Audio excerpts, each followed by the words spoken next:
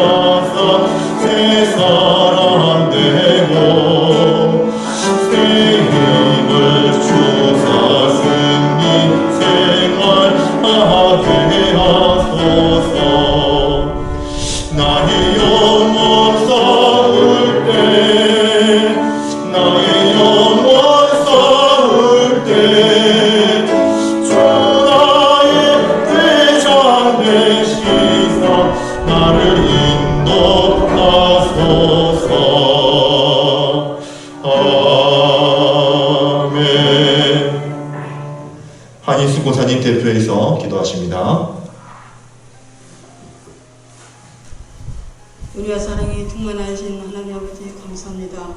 오늘도 저희들을 사랑하여 주시고 축복하여 주셔서 오후 예배를 하나님께 드릴 수 있도록 보내주시면 감사합니다.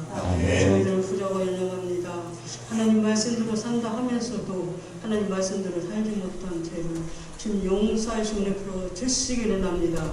아버지 저희들에게 주신 직분도 주님을 잘 감당케 해주시고 믿음의 형제들 저희들에게 서로 사랑하며 용서하며 이해하며 하나가 될 수 있도록 은혜 내려 주시기를 합니다. 우리 불강교회가 주님의 축복받는 교회가 되게 해주시고 저희를 연약하고 부족하지만 힘주시고 능력 주시고 사랑 주셔서 입을 열어서 복음을 전함으로 우리 지역에 많은 사람들을 전도할 수 있도록 주여 축복 내려 주시기를 합니다. 아버지 저희들에게 은혜와 사랑으로 충만하게 역사하여 주시기를 합니다. 아버지 하나님 우리 목사님 하는 은혜 가운데 축복하여 주시고 하나님 말씀 전할 때 하나님 능력의 말씀을 전할 수 있도록 주여 축복 내주시고 저희들을 목적으로 생각하고 섬기며 사랑하며 살아갈 수 있도록 은혜 내려 주시기를 원합니다. 아버지 시간도 유일한 목사님 강사 목사님 보내주심을 감사합니다. 아버지 목사님 하나님 말씀을 전할 때 하나님 은혜롭게 하나님 말씀 전하게 해주시고 저희들 하나님 말 듣고 배워서 행하며 실천하며 살아갈 수 있도록 내려 주시기를 원합니다. 영상 목사님 가는 곳마다 주님의 영광이 되는 목사님 되게 하여 주시고 가는 길도 주여 함께 하시고 귀한 목사님 통해서 영광 받으시기를 원합니다. 하나님께 늘 함께 믿사고 우리 주 예수님의 이름으로 기도하옵나이다.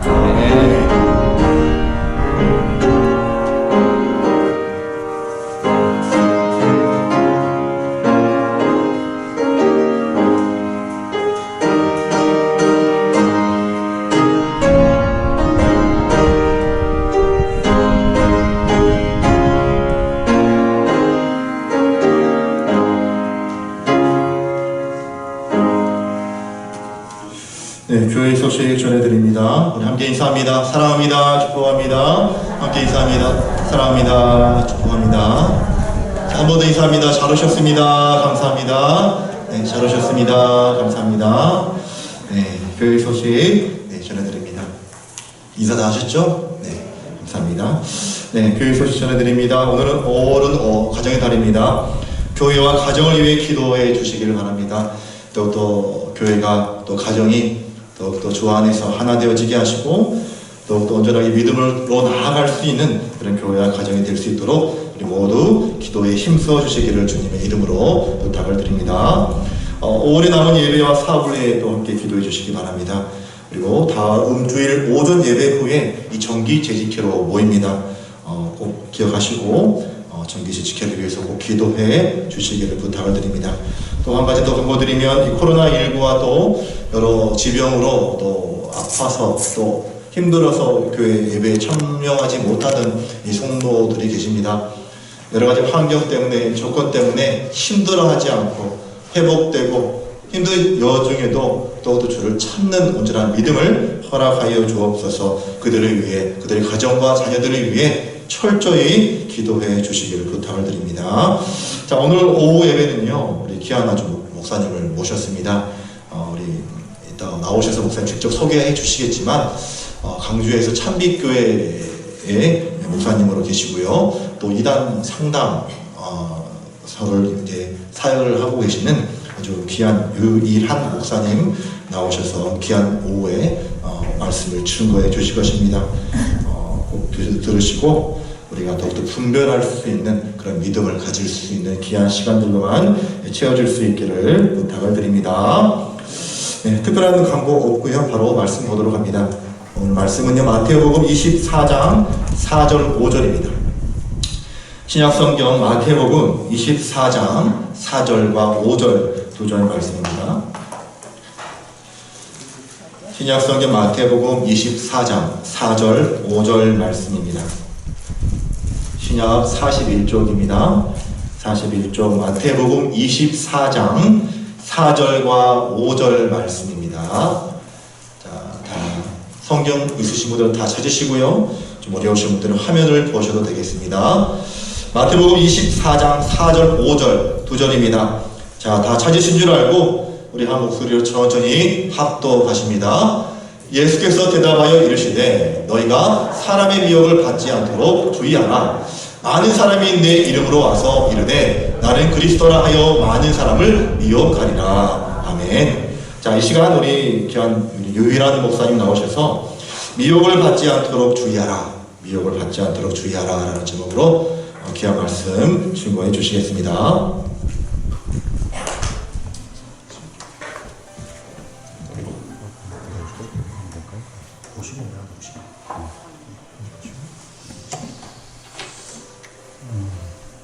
안녕하십니까. 방금 소개받은 유일한 목사입니다. 현재 장 목사님하고 같이 공부하고 있어요. 이렇게 초대해 주셔서 하나님께 감사드리고 또 특별히 담임을 맡고 있는 장 목사님께 감사드립니다. 저는 이제 신천지에서 요즘 계속 이슈가 되고 있는 신천지 아시죠? 신천지 모르신 분 없잖아요. 그런데도 계속 미혹이 되고 있잖아요.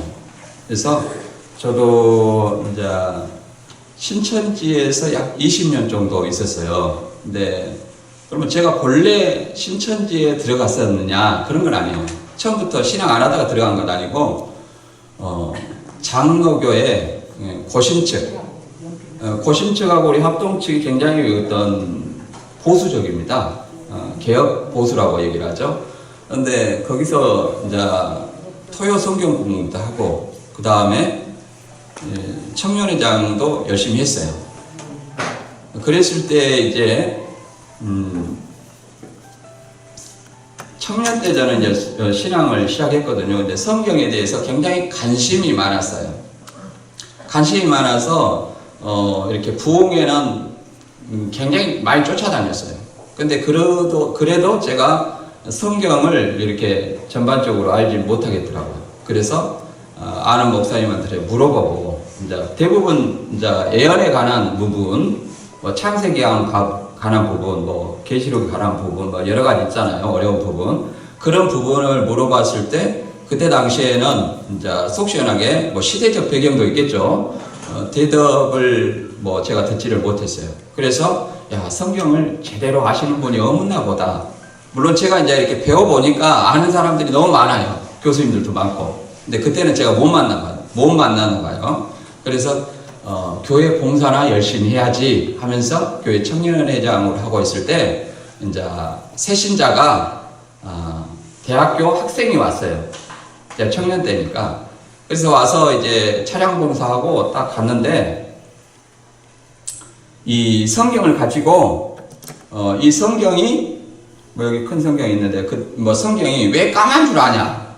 여러분이 왜 성경이 까만 줄 아세요? 요새는 칼라색으로 다 있는데 그때는 이제 개혁 한글이 이제 까만색으로만 있었고 그 다음에 또 이렇게 그 페이지에 빨간색으로 칠해져 있죠. 요즘에는 금색으로도 많이 칠해져 있는데 왜 빨간 줄 아냐?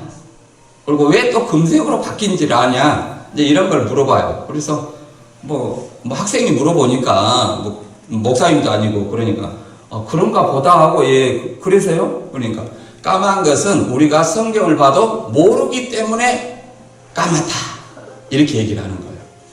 그래서 그럴듯하잖아요. 그리고 빨간 것은 왜 빨가냐? 이게 순교자들의 피로 예수님의 피와 순교자들의 피로 이 성경이 기록됐기 때문에 빨갛다. 왜 또 금색으로 바뀌었냐? 금같이 귀한 말씀이기 때문에 금색으로 점점 바뀌었다 이렇게 얘기를 하더라고요. 그래서 야 그럴 줄 아네. 그냥 뭐 학생이 말하니까 우리는 그러잖아요. 어느 정도 타이틀을 가지고 있어야 그 사람의 말을 신뢰하잖아요. 목사님이 말해야 신뢰를 하지. 예를 들어 성도님이 뭐 하나님 말씀을 막 한다고 뭐 우리 목사님보다 내가 더 잘 알아 그러면 그 성도를 신뢰하겠습니까? 그냥 똑같은 마음이에요. 그래서 그냥 성경 여기저기 찾으면서 성경에는 짝이 있다. 좀 이따 볼 건데 짝이 있다 하면서 성경을 왔다 갔다 하면서 짝을 맞춰주는 거예요. 그래서 그렇네요 하면서 이렇게 가볍게 넘겼어요. 그래가지고 배울 기회가 있으면 배워보겠습니까? 저는 지나가는 말로 새로운 사람이니까 그러면 뭐 시간 되면 배워보죠 이렇게 했는데 다음날 신천지에 그 한 사람을 데리고 온 거예요. 그 당시에는 신천지라는 말을 안 했죠. 그냥 공부하자고 데리고 왔어요. 그것이 오늘날 이제 복음방이에요. 그래가지고 이제 열심히 배우다 보니까 우리 목사님이 거짓 목사님이고 우리 목사님이 말한 것은 비진리고 이제 이게 참목자 거짓 목자 진리 비진리 이런 걸 구분을 해요. 그래서 비진리다 이제 이렇게 얘기를 해서 점점 가르더라고요. 그래서 성경대로 믿으려면 어디 가야 된다? 신천지를 가야 된다. 이제 이렇게 어느 정도 세뇌가 되면 이제 신천지를 드러내게 돼 있어요. 이제 그래가지고 신천지를 가게 됐어요. 근데 신천지를 이제 가게 됐는데 거기를 가니까 제가 광주에 있을 때는 사실 그렇게 많은 사람이 많았어요. 지금은 광주가 뭐 한 4만 명, 4만 5천 명 이 정도 뭐 한다고 그래요. 굉장히 많죠. 지금은 신천지 전국적으로는 약 30만 정도 된다고 얘기를 합니다. 그리고 지금도 계속 전도가 돼요. 신천지가 대중매체를 통해서 방송을 통해서 신천지 모르는 사람 없을 거예요. 대구 사건 때문에. 그래도 이만희 씨가 감옥에 갔다 왔어도 범죄자예요. 범죄자인데도 불구하고 그 성경을 배우면 그런 이만희 씨가 구원자로 보이는 거예요. 그 사기꾼들이 이마에다 사기꾼 이렇게 써놨습니까? 그러면 안 속죠. 근데 예수 믿는 사람을 통해서 그 플러스 예수 플러스 누구를 말하냐면 이만희를 말해요. 구약은 오신 예수님, 신약은 이만희, 이걸 얘기하는 거예요. 이만희라는 이름을 걸고 얘기하면 누가 믿겠습니까? 그냥 좋은 말은 다 이만희예요. 좋은 말은 뭐 이긴 자다, 증인이다, 뭐 이런 어떤 말들은 다 이만희예요. 약속의 목자다, 뭐 이런 말을 만들어가지고 이렇게 얘기하는데, 이렇게 우리나라의 교주들이 굉장히 많습니다. 한번 보면 이게 신천지 이만희 씨거든요. 이 보톡스를 많이 맞으셨는가 얼굴이 이제 얼굴 울퉁불퉁 하는데, 안 늙게 보이려고 이렇게 많이 말렸다고 얘기를 합니다. 그리고 저기 뒤에 그림은 강주 베드로 지성전 이렇게 해놨어요. 이것도 잘못된 거예요. 베드로 지파라면 베드로 지파인가요, 오늘날? 오늘날은 혈통이 아니기 때문에 지파를 나눌 수가 없어요. 오늘날 우리가 예수 그리스도를 믿는 사람이 유대인이고 예수 그리스도를 믿는 사람이 영적 이스라엘 선민이에요. 표면적 유대인이 아니라니까요. 예수 그리스도를 믿는 사람이 이스라엘 지파예요. 근데 그것을 모방해가지고 내가 베드로 지파, 도마 지파 하면 그게 됩니까? 그걸 성경대로요? 성경을 이루시는 분은 하나님과 예수님이에요. 그래서 굉장히 큰 건물을 이렇게 제가 베드로 지성전, 그리고 성전은 이 예수님이 성전이고 예수를 믿어서 성령을 받은 사람이 성전이에요. 성령의 전이라고 얘기하잖아요. 근데 건물을 저렇게 성전이라고 해놓으니까 뭐 성전인 줄 알아요. 아무튼 요렇게 했습니다. 여기가 정읍이니까 전북으로 들어가죠. 예, 전북으로 들어가서 저기 이재삼 지파장을 제가 해놨어요. 저는 강주니까 오른쪽에 지재섭 씨, 강주 베드로 지파장. 이 전주까지도 강주에서 다 관리했어요. 근데 이제 이게 둘이 싸움해가지고 나눠먹기를 한 거예요. 지파도 이렇게 나눠먹기 한가요? 여러분들 한번 잘 생각해 보시고. 우리나라 이렇게 교주들이, 대표적인 교주들이 있는데 다 영생을 주장을 합니다. 육체 영생을 주장해요. 그리고 개혁 한글 가지고 우리가 보는 것이 이제 대부분 대학 성서공에서는 개혁 한글이나 개혁 한글을 또 좀 수정해 가지고 만든 개혁 개정을 보잖아요. 개혁 개정을 보는 거예요. 그 개혁 한글은 중국어 성경을 번역한 거예요. 중국어 한자 성경을. 그래서 1938년도에 이제 완성이 됐는데, 그 시대상에 따라서 한자어가 많이 들어가 있고 구어가 많이 들어가 있고 고어가 많이 들어가 있어요. 그러니까 한자, 구어, 고어가 많이 들어가서 성경을 보면 어려워요. 어렵다 보니까 이게 성경을 읽다 보면 짜증도 나고 이게 무슨 말이야 이렇게 해석을 필요로 하게 되는 거예요. 그러다 보니까 이 교주들이 이 성경은 비유로 봉안됐다 해가지고 이 낱말 짜맞추기를 하는 거예요. 그래서 다들 또 교주들은 개혁 한글을 받아먹었다고 합니다. 성경을. 이 구약이나 신약에 보면 책 받아먹은 선지자들이 있죠. 그런 사람들을 사칭하는 거예요. 현실에서 그렇게 사칭하면 사기꾼으로 이렇게 고속감인데, 이 종교 문제라 있고 받아먹었다니까 그런가 보다 이렇게 생각하는 겁니다. 그래서 이 개혁 한글 가지고 이 받아먹었다거나 구원자라거나, 사람이 구원자라고 하는 것은 자기를 그리스도라고 말하는 거예요. 하나님과 예수님을 부인하는 적 그리스도예요. 그런 사람을 옹호하는 것도 거짓 선지자라는 걸 알아야 돼요. 이런 어떤 많은 교주들이 있어요. 문선명, 정명석, 안상홍, 이만희, 이런 어떤 많은 교주들이 있죠. 김풍일이. 그 다음에 신천지의 전도 방법이 나를 기준으로 해서 가족, 학교, 교회도 이제 이렇게 굉장히 이단에 대해서 강력하게 대응을 해야 됩니다. 그래서 반드시 누가 심리 상담, 무료로 심리 상담, 인문학 이런 걸 해준다고 하면 목사님한테 물어봐야 돼요. 그런 것은 다 이단의 수법이에요. 누가 무료로 심리 상담을 해주며 무료로 인문학 강좌를 해주겠어요? 무료는 없습니다. 그리고 이 돌아다니면서 그런 거 해준 데는 없어요. 다 자기 사무실에서 합니다. 요즘은 또 사무실도 차려갖고 해요, 신천지가. 그런 것들 그걸 영화 보고 뭐 그 사람의 관심사예요. 요즘 이제 대학생들이 이제 이렇게 신학기 되니까 많이 하는데 여기는 뭐 다행히 나이 드신 분들이 많이 있어서 대학 뭐 그런 걱정은 없는데 자녀들 있으면 누가 뭐 심리 테스트, 심리학, 뭐 인문학, 뭐 이렇게 유대인 교육, 유태인 교육 뭐 이런 거 해가지고 뭐 이렇게 영어 교육 뭐 이런 거 하면서 뭐 다닌다 그러면 신천지 미혹이 아닌가 이걸 의심해 봐야 된다. 그리고 결국은 나중에는 성경 공부를 하자고 그래요. 그래가지고 인도자가 있고 한 사람을 포섭하는데 적어도 몇 명이 투입이 되냐면 3명이 투입돼요.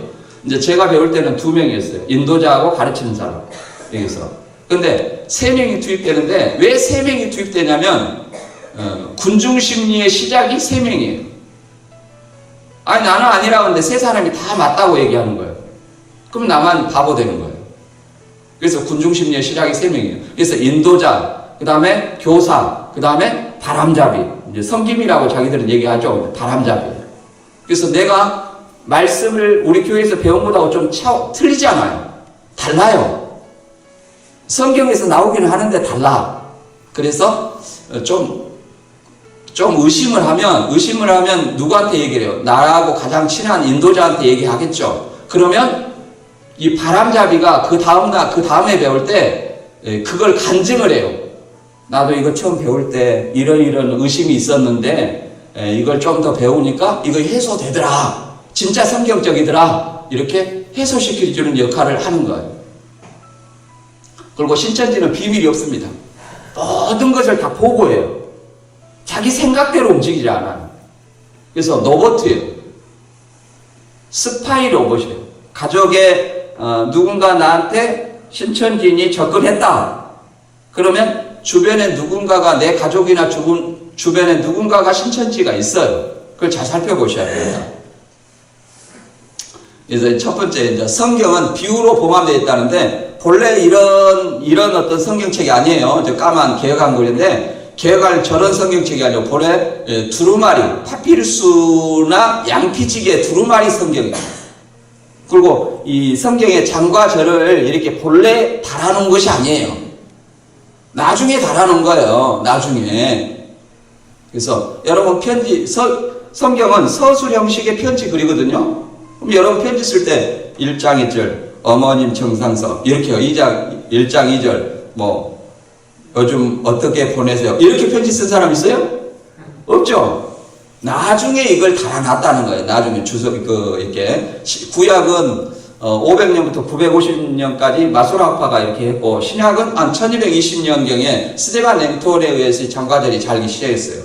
그리고 오늘날에 이런 어떤 성경은 약 1500년경에 인쇄술이 발달해가지고 그때부터 이제 찍어내는 거예요. 그때는 뭐요? 이 계시록에 보면 이 신약에 보면 사도 바울의 서신서가 많은데 그런 어떤 서신서는 받아보고 카피를 하고 다른 데 넘겨는 거예요. 이걸 헤라명 편지라고 얘기를 합니다. 이제 성경은 많은 걸 아는 거예요. 성경은 비유로 봉함된 글인가 이것에 대해서 우리가 살펴보면 뭐라고 되어 있냐면 이사야 29장 11절인데 모든 묵시가 마치 너희에게는 봉한책의 말이라 그랬어요. 봉한책이라는 것은 말 그대로 봉했다, 인봉했다는 의미거든요. 그래서 감추었다 그런 의미예요. 그래서 신천지는 모든 묵시는 예언이라고 얘기를 하고 예언이 봉함됐다 이런 논리를 펴요. 이 말을. 그래서 유식한 자에게 읽으라면 봉하였으니 못하게 하고 무식한 자는 나는 본래 모르겠다 이렇게 얘기를 합니다. 그 말이 그렇게 써져 있어요. 근데 여기서는 그런 말이 아니라 모든 묵시라는 것은 계시라는 말이에요. 펼쳐져 있다 이 말이에요. 펼쳐져 있는 말인데 너희에게만 봉한책과 같다는 거예요. 너희에게만. 우리 예를 들어서 한글을 내가 몰라요. 근데 한글이 이렇게 펼쳐져 있어요. 글이 써져 있어요. 써져 있는데 이렇게 봐도 알아요, 몰라요? 한글을 내가 안 배웠으면 모르죠. 이것을 얘기하는 거예요.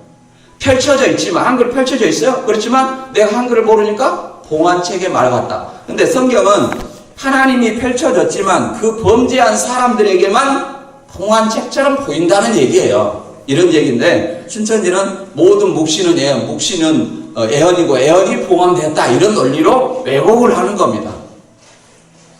그래서 여기 보면 이제 신약도 계시록 5장 1절에 보면 뭐라고 있어요?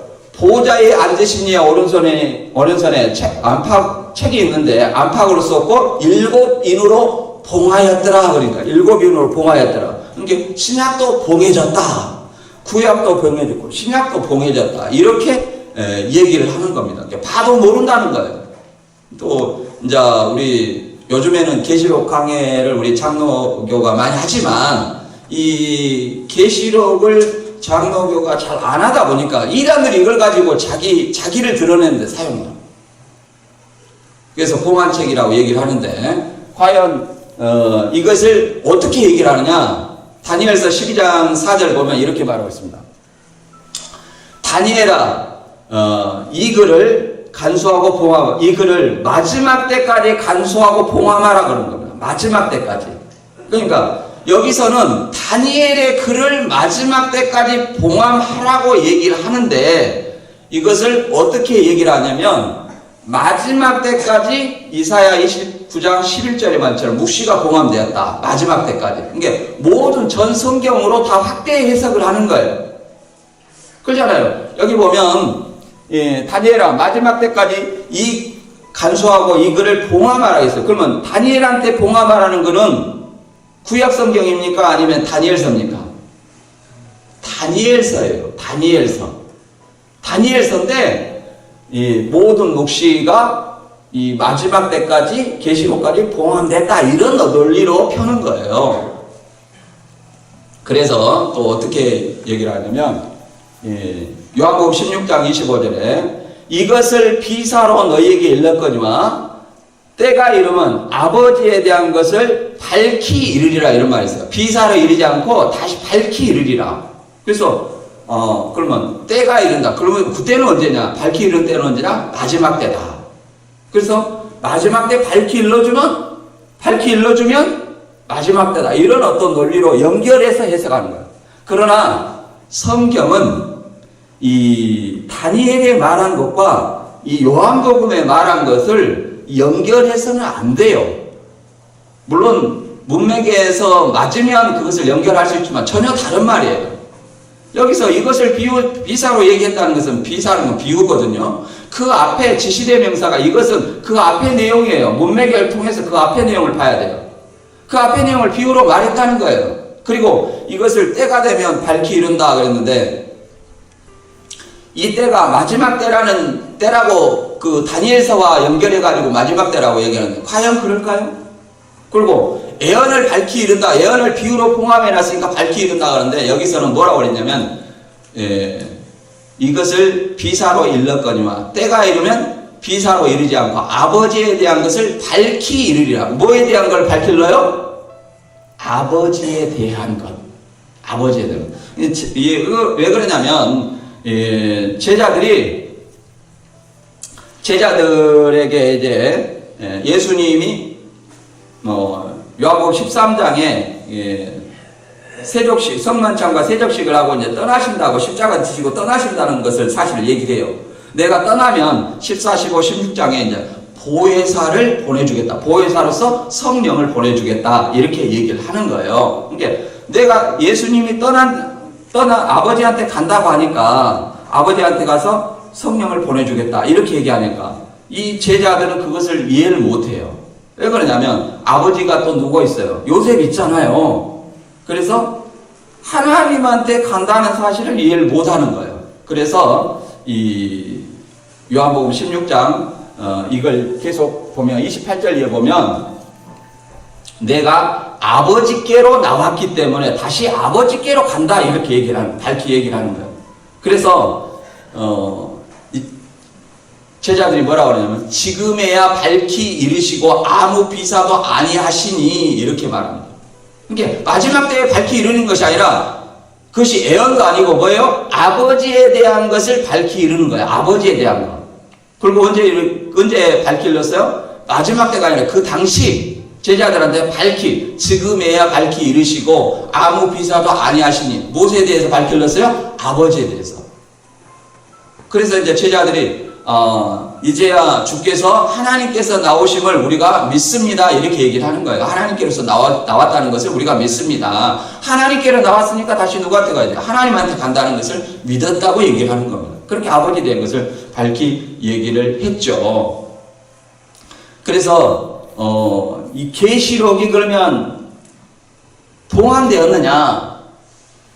다니엘도 맨 마지막에 봉함이라 했잖아요. 다니엘서의 그 구약에서 마지막 때라는 것은 예수님이 오실 때가 마지막 때예요. 예수님은 마태 24장 15절에 다니엘서를 얘기하죠. 너희가 선지자 다니엘의 말한 바 멸망에 가정한 것이 거룩한 것이 선 것을 보거든 그때 유대인 자는 산으로 도망하라. 이렇게 해석해 줬단 말이에요.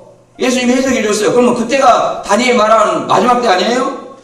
그리고 계시록이 5장에 봉함되어 있었지만 마지막에 뭐라고 말하냐면 계속 봉해졌다는 말로 끝이 났으면 계시록도 봉한 책이죠.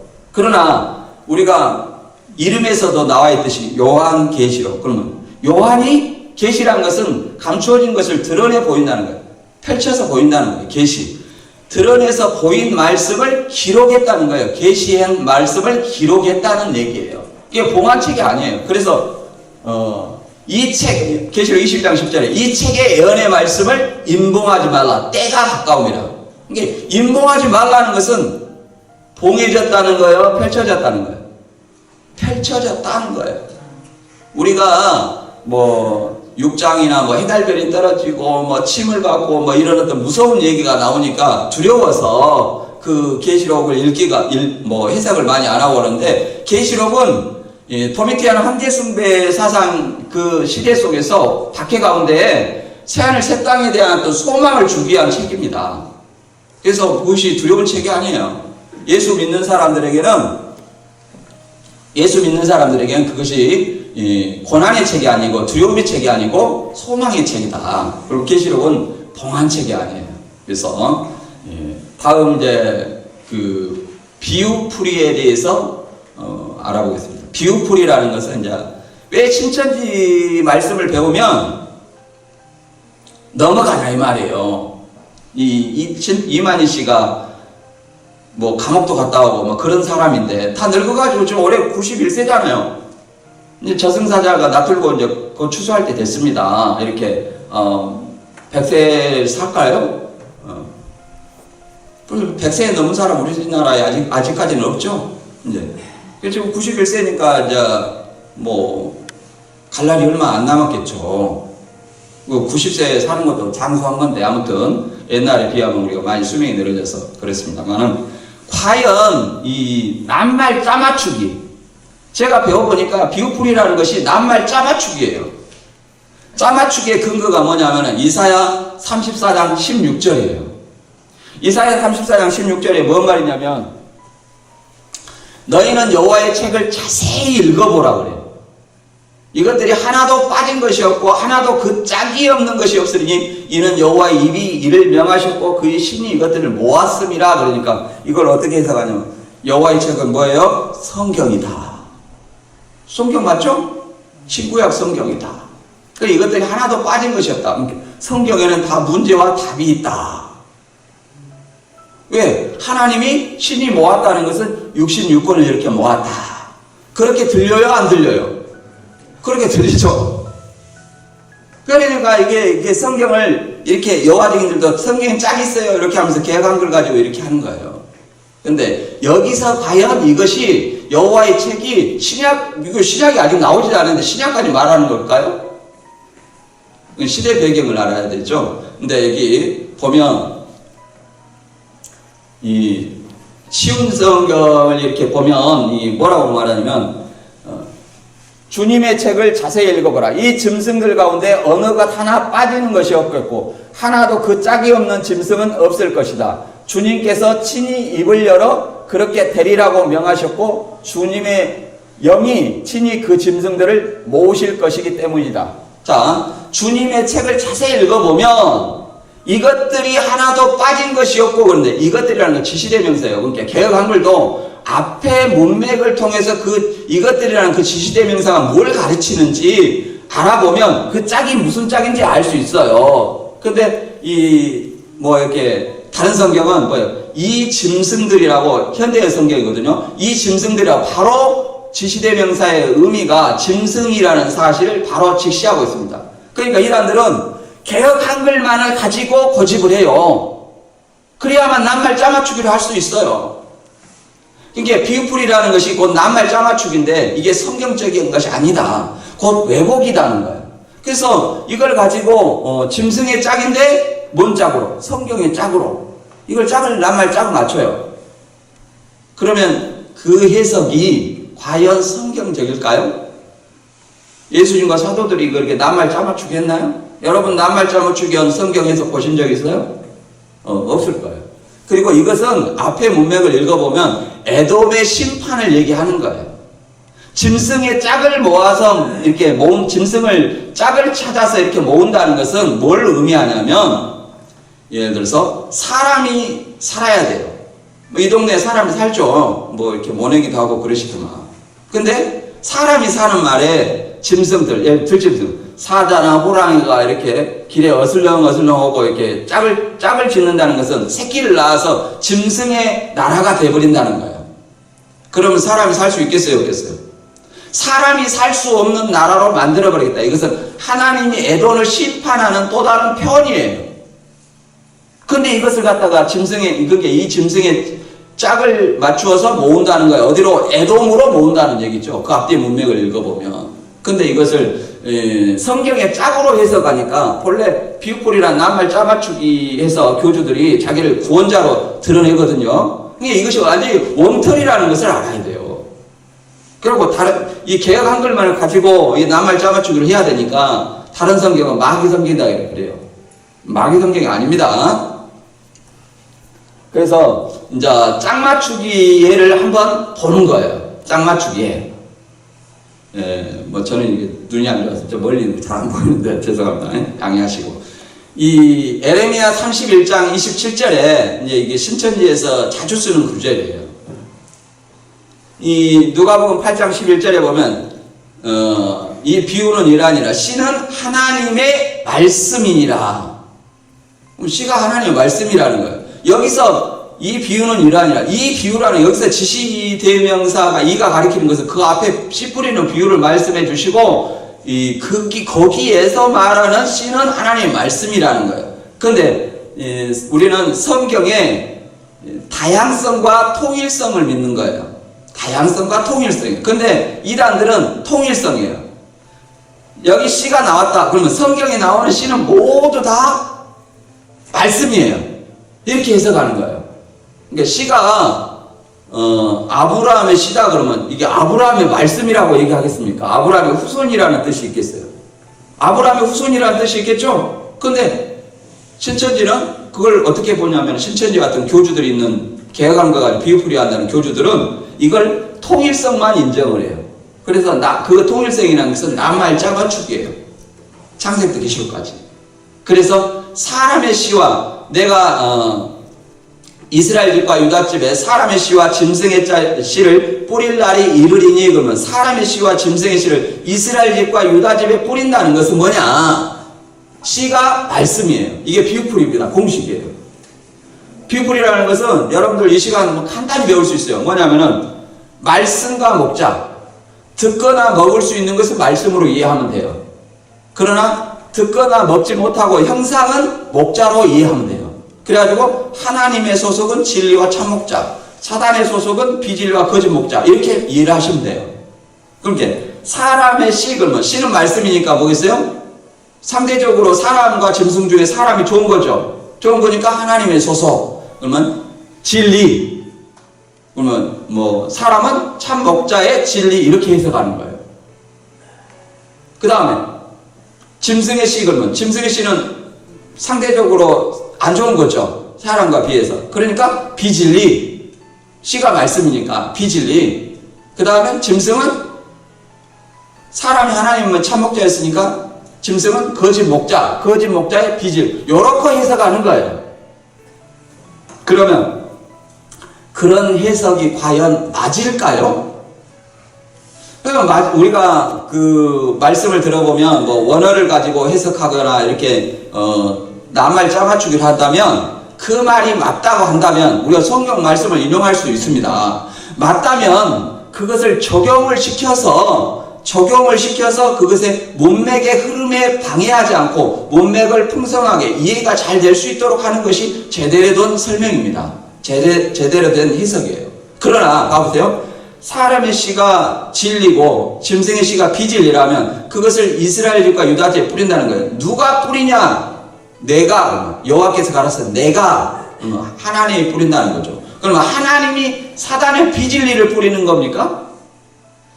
뭐 초림 때 예수님이 비진리를 뿌리고 가셨어요? 진리도 뿌리시고?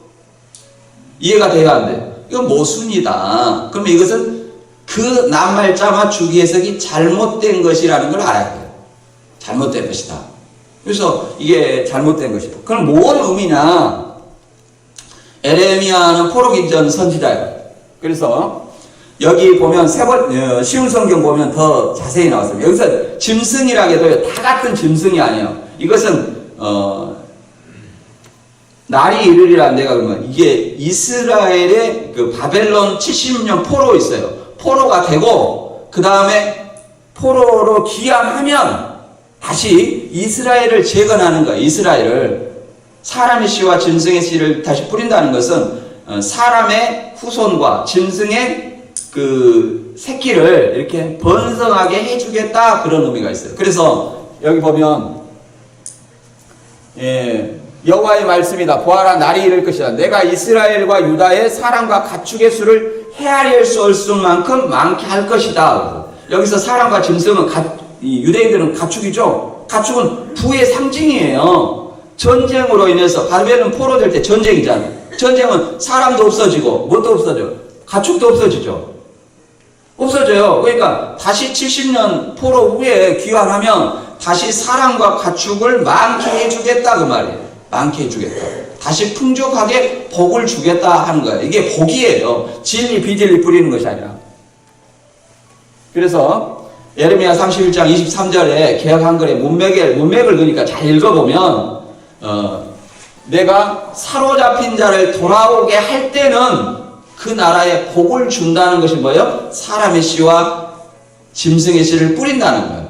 그러니까 사람과 가축을 많이 준다는 거죠. 여기서 짐승은 들짐승을 많이 주면 뭐 하겠어요? 그렇잖아요. 들짐승을 많이 주면 뭐 하겠어요? 그 소나 양이나 염소 이런 걸 많이 줘야 부가 되죠. 들짐승을 많이 주면 안 되겠죠. 예를 들어서 마태 22장의 혼인잔치에도 내가 나의 오찬으로 살진 소와 짐승을 나의 소와 살진 짐승을 잡아 오찬을 만들었다 이렇게 얘기하니까 거기서 소는 그 하나님의 목자고 짐승은 뭐 들짐승이다. 잔치한데 들짐승 잡아가지고 잔치한데 보셨어요? 그래서 짐승이라고 나왔어도 문맥을 통해서 이거는 잔치집이니까 가축이구나 이런 의미로 우리가 해석을 해야 돼요. 가축이구나. 그래서 요렇게 해석한다는 거예요. 요렇게 이 포로 있잖아요. 포로 1차, 2차, 3차 이렇게 스룹바벨, 에스라, 느헤미야를 통해서 이렇게 포로 귀환을 하면 그렇게 번성하게 해주겠다는 약속을 담고 있습니다. 그리고 또 하나 우리 목사님이 조금만 하라 해서 저도 조금만 하려고 합니다. 다음에 뭐냐면은 우리 요한복음 1장 1절 신약이 처음 나오잖아요. 태초에 말씀이 계시니라. 이 말씀이 하나님과 함께 계시으니 이 말씀은 하나님이라. 이런 말씀이 있어요. 개강글이 나왔잖아요. 그럼 여러분들은 이 말씀을 무엇이라고 생각하나요? 자, 성경 말씀이다. 손 들어보세요. 없으죠. 그러면 예수님이다. 손 들어보세요. 우리나라 사람들은 손 들기를 참 부끄러워해요. 손 내리고 그대로 있어보세요. 그러면 다 그대로 있을 텐데. 이것을 이단들은 어떻게 생각하냐면 태초에 말씀이 계시니라. 이 말씀은 하나님과 함께 계시으니 이 말씀 곧 하나님이라. 그래서 이 성경 말씀이 뭐라고 말하냐면 하나님이라고 얘기를 해요. 그래서 왜 성경 말씀이 하나님이냐? 하나님의 생각과 뜻이 기록되어 있기 때문에 이것이 하나님이다. 이렇게 얘기해요. 맞습니까? 틀립니까? 이게 질문하니까 이제 대답을 못 하시는데, 예, 대부분 맞다고 얘기를 합니다. 그걸 틀리다고 얘기하는 사람은 거의 없어요. 저도 신천지에서 그 20년 동안 이렇게 많이 가르쳐 봤어요. 왜 말씀을 하나님이라 한 줄 아냐? 이 성경에 하나님의 말씀, 생각과 뜻이 기록되어 있기 때문에. 그러니까 이 거짓의, 이렇게, 괴벨스라는 사람이 있어요. 99가지 거짓말의 진실을 하나를 보태면 그 99가지가 진실이 된다는 거예요. 이단의 미혹이 다 거짓이면 누가 믿겠습니까? 그러면 이 거짓 속에 진실이 가르쳐졌는데 이걸 분별할 수 있어야만 진짜 눈이 뜬 거예요. 그래서 뭐라고 하냐면 여기서는 이 개혁한 거는 이게 말씀인데 이 말씀은 헬라어 로고스예요. 로고스로 누구를 얘기하냐면 그리스도를 얘기해요. 예, 우리가 이제 현대 성경을 통해서 보면 잘 나와 있어요. 현대 성경 보면 우주가 존재하기 전에 말씀 되시는 그리스도가 계셨다. 그분은 하나님과 함께 계셨으며 바로 그분인 하나님이다. 이게 태초라는 것은 엔아르케로 이 우주가 창조되기 전, 세상이 창조되기 전부터 누가 계셨다? 말씀 되시는 그리스도가 계셨다. 성자 그리스도가 계셨다. 이렇게 말하는 거예요. 누구와 함께요? 성부 하나님과 함께 영원 전부터 계셨다는 거예요.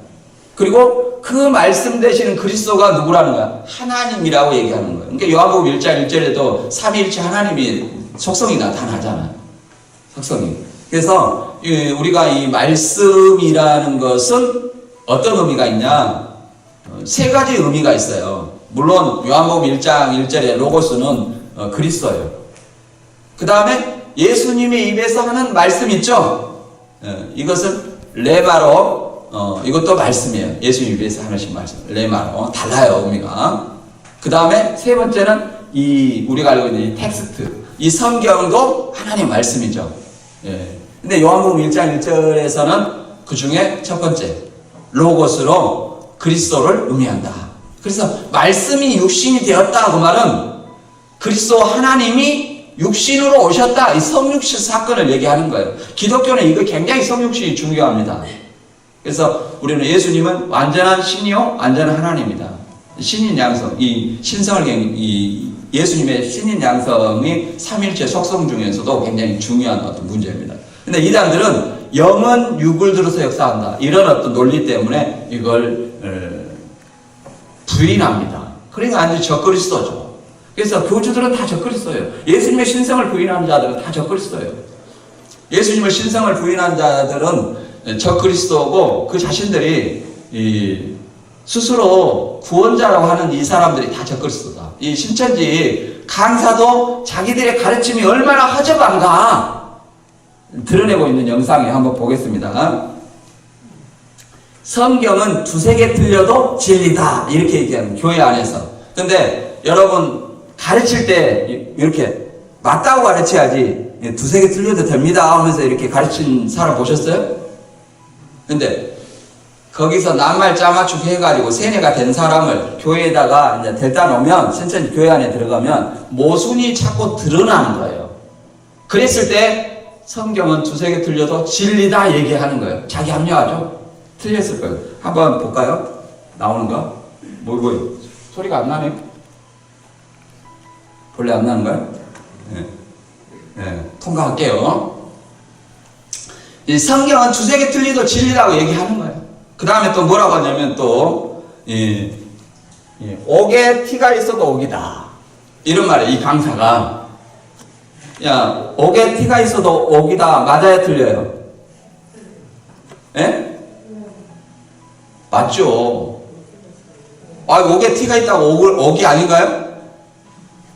맞기는 맞는데, 뭐가 없어요? 가치가 없는 거예요. 티가 있어요. 티가 없는 거다고, 티가 있는 거다는 가치가 없는 거라니까요, 가치가. 그리고, 그게 자기들의 어떤 가르치는 말씀이, 교리가 흠이 많다는 거예요. 그걸 합리화하기 위해서 하는 말이에요. 그리고, 물에 파리가 빠져도 먹어라. 그거 안 죽는다. 이렇게 얘기해요. 여기 물이 있어요. 그럼 파리가 빠졌어요. 이게 파리가 빠졌어요. 그럼 뭐라고 말합니까? 이 강사가? 이게 물이에요? 파리예요? 파리가 빠져도 파리 빠진 물이죠. 이거 건져내고 먹어도 안 죽는다는 거예요. 이 강사가. 이렇게 얘기를 합니다. 근데 여러분은 파리 빠진 물도 물이죠. 근데 그 물을 드십니까? 네. 안 먹죠. 근데 그걸 먹으라고 얘기를 하는 거예요. 이 사람들은. 괜찮다. 이게 성경도 두세 개 틀려도 되고, 옥에 티가 있어도 되고, 뭐 성경보다 더 중요한 것은 이만희시다 이렇게 얘기해요. 성경보다 더 중요한 것은 이만희시다. 성경은 하나의 설계도인데 성경의 설계도대로 집을 지었으면 설계도는 필요 없다. 마찬가지로 성경대로 나타나신 이만희 씨가 구원자 나타났으면 성경 필요 없다. 성경보다 더 중요한 건 누구냐? 이만희 씨다. 이렇게 얘기를 해요. 그래도 아멘 합니다. 그 교회 사람은. 이제 우리 이 백악교회 성도님들은 이만희 씨를 안 믿기 때문에 아멘 안 하지만 그 교회에서는 아멘 크게 해요. 그래서 이런 데라는 거. 그리고 이만희 씨가 고소를 하면서 나는 구원자 아니다 이렇게 얘기합니다.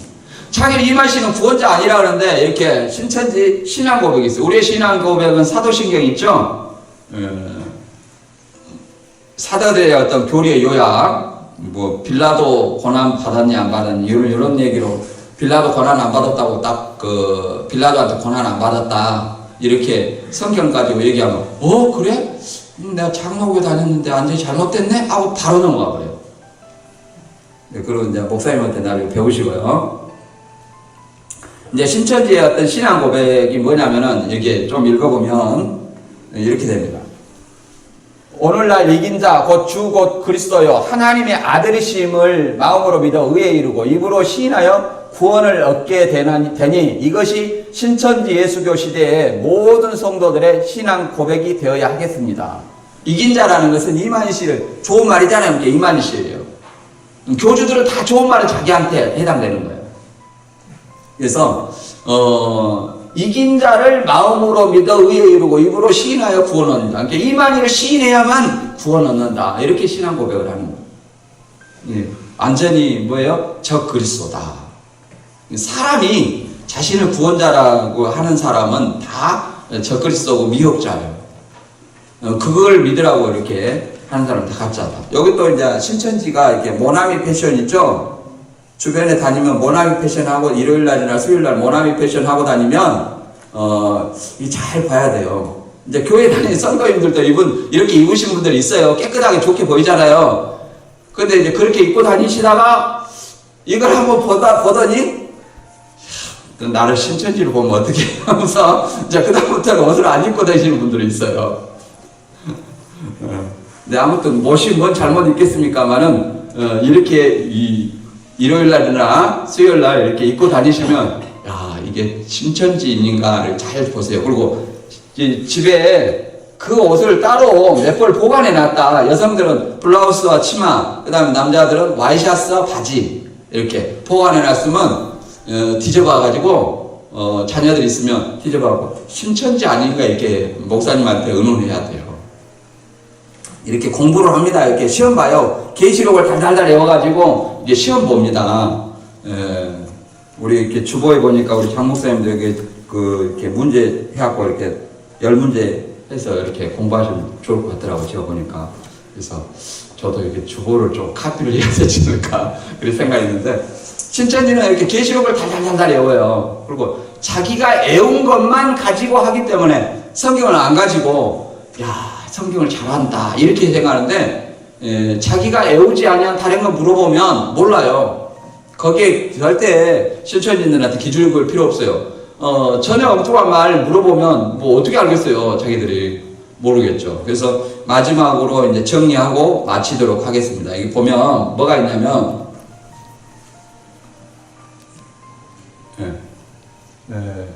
이만희 씨가 지금 그 91세거든요. 올해가 신천기 39년이라 그럽니다.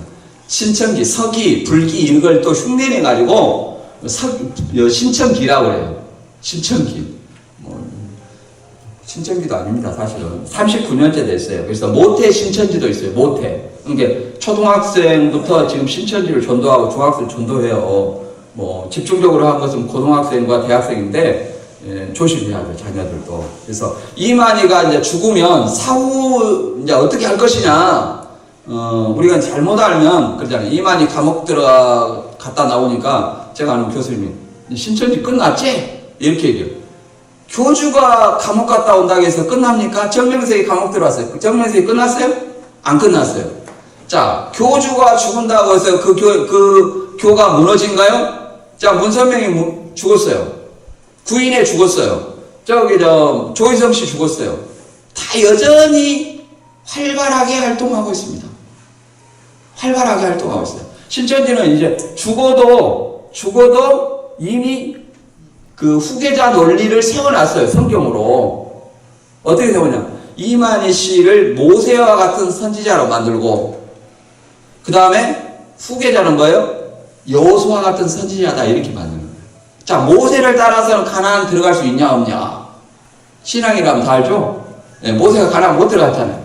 여호수아를 따라가야 들어간다. 가나안은 천국의 모형이잖아요. 그래서 이만희 후계자, 이제 그 사람을 따라서 믿어야만이 천국에 갈 수 있다. 이제 이런 어떤 논리, 영생할 수 있다. 이런 어떤 논리로 버티면 또 그 후계자가 붙들고 또 이제 신앙을 해요. 저도 20년이나 어떻게 했겠어요? 곧 이룬다는 거예요. 곧. 거기서 이제 육체 형성하고 뭐 떼돈 번다고 이렇게 얘기하는데 그 목적이 그거 가르치는 거예요. 그거예요. 곧 이룬다 이렇게 하니까 그렇게 2, 3년 안에 이룬다, 곧 이룬다 이렇게 하다 보니까 20년을 그렇게 있게 된 거예요. 이제 부끄럽게도 제가 스스로 나온 건 아니에요. 스스로 나온 거. 거기서 이제 부패와 타락 이런 것들을 개혁하다 나왔는데 자세한 것은 제 이름 유튜브에 쳐보시면 제 간증이 있으니까 좀 궁금하시면 쳐보시고요. 그 다음에 이만희 씨는 지금 2심까지 끝났어요. 재판이. 자, 뭐냐면은 방역법 위반 무죄 받았고, 그 다음에 횡령과 업무방해는 유죄예요. 그래서 징역 3년에 집행유예 4년인데 이것이 올라가지고 징역 3년에 집행유예 5년에 준법 수감 80시간을 받았어요. 아, 구원자가 이렇게 형벌을 받아도 됩니까? 법을 얼마나 안 지켰으면 준법 수감 80시간 해라 이렇게 얘기를 했겠습니까? 근데 신천지는 이거를 어떻게 이해하냐면 구원자가 죄졌다면 안 되잖아요. 그러니까 물론 대법원까지 가겠습니다만은 방역법 무죄 받았지 않느냐 요것만 강조하는 거예요. 요것만.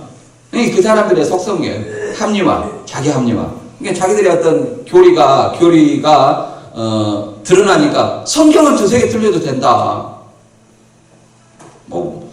구원자가 예수님이 함께하는 구원자가 어떻게 성경을 틀릴 수 있어요? 그러면 예수님이 계시를 수시로 준다는 거예요. 직통 계시를. 그러면 예수님이 야 내가 전에는 이렇게 말했는데 내가 생각해 보니까 그 잘못된 거야. 내가 다시 말할게. 잘 들어. 계시를 이렇게 바꿔주는 겁니까 예수님이? 그런 예수님이에요? 그거 아니잖아요. 근데 그 사람들은 그걸 그렇게 믿어요. 뭐라고 하냐? 때에 따른 양식이라고. 그렇게 믿는다.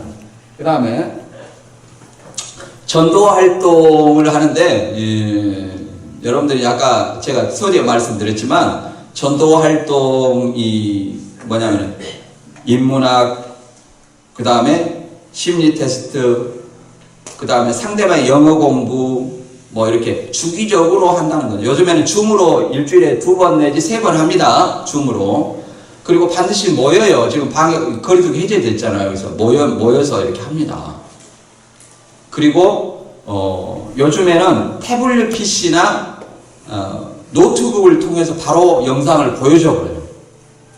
안상호 하나님교회에서 전도 활동을 태블릿 PC를 가져오면서 자기들의 어떤 영상을 바로 보여줘 버렸거든요. 전도 활동하면서. 그랬는데 그 방법을 신천지가 도입해서 지금 현재 사용하고 있다. 그러니까 그걸 조심해야 된다. 그래서 누가 심리 테스트를 그 다음에 카페나 이런 데서 공부를 많이 해요. 두세 사람이. 성경, 카페에서 성경 공부하는 사람은 누구다? 신천지다. 그러면, 보시면 돼요. 그런 사람한테, 누가 공부하고 있으면 누가 새로 배우는 사람인지, 알아가지고 쫓아가서 그거 신천지입니다. 유튜브 한번 검색해 보세요. 이렇게 말을 해주면 그 영혼을 구원한 거예요. 내일 하니까 냅둬야지. 지들 알아서 공부하는데 종교도 자유인데 그렇게 하면 그 사람은 신천지 가는 거예요. 그 영혼은. 그래서 내가 신천지 못 가게 막고 또 우리 교회도 마찬가지죠. 이 백안교회도 목사님을 중심으로 해서 그 이단에 대해서 철저히 대비해야 됩니다. 그리고 여기는 뭐 새벽 만나를 이렇게 5분 이게 한 5분 길냥 갖고 이렇게 만나 올려요. 그래서 시스템 앱을 개발해 가지고 위아원이나 S라인이나 S카드 이런 것들을 해 가지고 이렇게 올려요. 그리고 체크가 됩니다. 체크가. 그리고 주일 수요일도 이렇게 노트북으로나 이렇게 보게 다 시청했는지 안 했는지 그 휴대폰으로 시청했는지 다 체크가 돼요. 그렇게 코로나 이전에도 출석률이 몇 프로였냐면 98%, 99% 그랬어요. 그러니까 아픈 사람 빼면 병원에 입원하는 사람 아니면 아파도 거의 다 나온다는 거예요. 그렇게 출석률이 좋아요. 우리는 사실은 그런 출석률을 보이기가 사실 힘들죠. 근데 우리가 사실 본받아야 되죠. 이렇게 하나님 말씀, 그 예배를 중시하고 모이기를 피하는 자들이 습관같이 하지 말라고 하잖아요. 그래서 그리고 이 줌으로 교육을 하고 항상 이런 어떤 이단에 대한 문제 있으면 목사님을 통해서 반드시 이런 대비를 해서 이단에 대한 미혹이 없도록 해야 될 것 같습니다. 오늘 말씀 여기서 마치겠습니다. 감사합니다. 질문 있으면 하시던지요. 없으시죠? 목사님 나오시죠?